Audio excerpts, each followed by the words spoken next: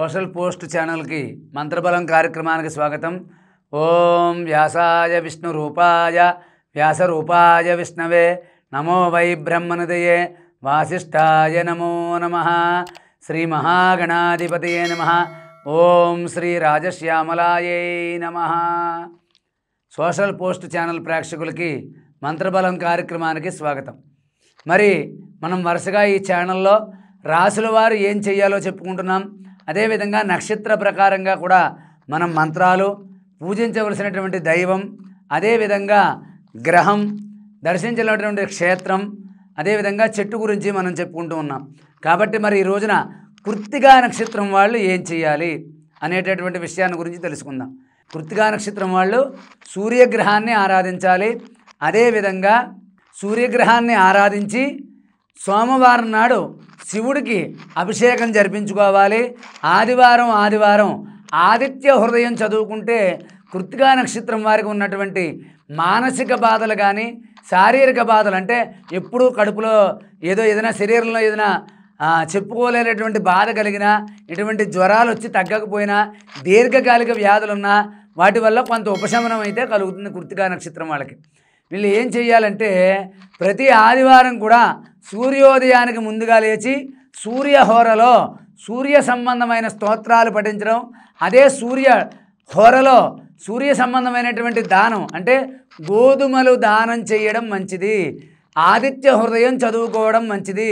అదేవిధంగా మేడి చెట్టు, దీన్నే అత్తి చెట్టు అని, ఔదుంబర వృక్షం అని కూడా అంటూ ఉంటారు. కాబట్టి ఎక్కడైనా మేడి చెట్టు ఉంటే కృత్తికా నక్షత్రం వాళ్ళు మేడి చెట్టు దగ్గరికి వెళ్ళి అక్కడ శుభ్రం చేసి అక్కడ ఒక దీపాన్ని వెలిగించి దాని చుట్టూ 27 సార్లు కానీ, 31 సార్లు కానీ, 41 సార్లు కానీ ప్రదక్షిణ చేయడం చాలా మంచి ఫలితాన్ని కలగజేస్తుంది. మీరు ఎప్పుడూ కూడా ఓం సూర్యాయ నమః, చాలా సులువుగానే ఉంటుంది ఈ మంత్రం. కాబట్టి ఓం సూర్యాయ నమః ఈ యొక్క మంత్రాన్ని చదువుకోవడం ప్రతిరోజు కూడా. ఈ యొక్క కృత్తికా నక్షత్రం వాళ్ళు సూర్యోదయానికి ముందుగా లేవడం మంచి బలం అన్నమాట. ఎందుకంటే ఆరోగ్యపరమైనటువంటి సమస్యలు రాకుండా ఉంటాయి వీళ్ళకి. కృత్తికా నక్షత్రం వాళ్ళు సూర్యుడిని ఆరాధించడం, శివుడికి సంబంధించినటువంటి అభిషేకాలు, పూజలు జరిపించుకోవడం. ఆదివారం నాడు వీళ్ళు గోధుమలు ఆవుకి సమర్పించడం కానీ, దేవాలయంలో సమర్పించడం కానీ, బ్రాహ్మణులకి గోధుమలు దానం చేయడం కానీ చాలా మంచి విశేషమైనటువంటి ఫలితాన్ని కలగజేస్తుంది. కాబట్టి ఈ యొక్క కృత్తికా నక్షత్రం వాళ్ళు మేడి చెట్టుని పూజించాలి. దాన్నే ఔదంబరం, అత్తి చెట్టు అని కూడా అంటారు. కాబట్టి ఈ యొక్క చెట్టు దగ్గరికి వెళ్ళి శుభ్రం చేసి అక్కడ దీపారాధన చేసి ఆ చెట్టుకి యథాశక్తిగా నమస్కారం చేసి ఆ చెట్టుని పసుపు కుంకాలతో పూజించి మీ యొక్క కష్టాన్ని చెప్పుకున్నట్లయితే కృత్తికా నక్షత్రం వారు ఈ యొక్క వృక్షాన్ని పూజించడం వల్ల చాలా విశేషమైనటువంటి జీవితంలో మంచి మార్పులు కనపడతాయి. అదేవిధంగా వీళ్ళు ఏ క్షేత్రాన్ని దర్శించాలి అంటే ఈ యొక్క కృత్తికా నక్షత్రం వారు వీళ్ళు ద్వాదశి నాడు కాశీ వెళ్ళాలి. కాశీ వెళ్ళి పున్నం ముందు ద్వాదశి కానీ, అమావాస్య ముందు ద్వాదశి కానీ, ద్వాదశి నాడు అక్కడ ఉండే విధంగా, అంటే ఏకాదశి నాడు ఇక్కడ బయలుదేరడమో ఏదో, మొత్తం మీద ద్వాదశి నాడు ఉదయాన్నే కాశీలో అక్కడ స్నానం చేసి అక్కడ స్వామివారిని దర్శించి అక్కడ ఒక రోజు నిద్ర చేసి రావాలి. ద్వాదశి నాడు కృత్తికా నక్షత్రం వాళ్ళు కాశీ వెళ్ళి కాశీ విశ్వేశ్వరుణ్ణి, అన్నపూర్ణాదేవిని కూడా నమస్కారం చేసుకున్నట్లయితే ఆ యొక్క నక్షత్రపరమైనటువంటి దోషాలన్నీ కూడా తొలగిపోతాయి. ఈ యొక్క కృత్తికా నక్షత్రం వాళ్ళు సూర్యగ్రహ ఆరాధన చేయడం, గోధుమలు దానం చేయడం, గోధుమలు ఆవుకి సమర్పించడం, అదేవిధంగా వీళ్ళు సోమవారం శివాలయానికి వెళ్ళి మారేడు దళాలతో శివుణ్ణి ఆరాధించి, మాస శివరాత్రి నాడు తప్పకుండా మీరు నెలకు ఒక్కసారి వస్తుంది మహాశివరాత్రి. మాస శివరాత్రి నాడు ఈ యొక్క కృత్తికా నక్షత్రం వాళ్ళు శివుణ్ణి యథాశక్తిగా అభిషేకించి అమ్మవారికి కుంకుమ పూజ జరిపించుకుని చేయడం వల్ల మంచి ఫలితాలు కలుగుతాయి. కాబట్టి మీరు ఎప్పుడూ కూడా సూర్య సంబంధమైన స్తోత్రాలు చదవండి. కృత్తికా నక్షత్రం వాళ్ళు ఓం నమః శివాయ, ఓం నమః శివాయ అని ఎప్పుడూ కూడా జపం చేసుకుంటూ ఉండాలి. అదేవిధంగా ఓం సూర్యాయ నమః అయితే ఓం ఆదిత్యాయ నమః యొక్క సూర్యుడికి సంబంధించినటువంటి నామాల్లో ఏ నామాన్నైనా సరే మీరు తీసుకుని ప్రతి నిత్యము పఠించడమే. దానికి ఇన్నిసార్లు అన్నిసార్లు అని లెక్కలేదు.